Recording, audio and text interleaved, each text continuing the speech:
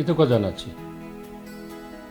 তারা যে প্রচেষ্টায় নেমেছেন, আজম খানের রোগ মুক্তির জন্য মানুষের দ্বারে দ্বারে যাচ্ছেন সাহায্যের জন্য, তাদের সেই প্রচেষ্টা সফল হোক। আজম খান আবার স্টেজে ফিরে আসুক, আবার পপ সঙ্গীতের জগতে পপ সঙ্গীতের জনক মানুষের মনকে জয় করুক, এর প্রার্থনা নিয়ে।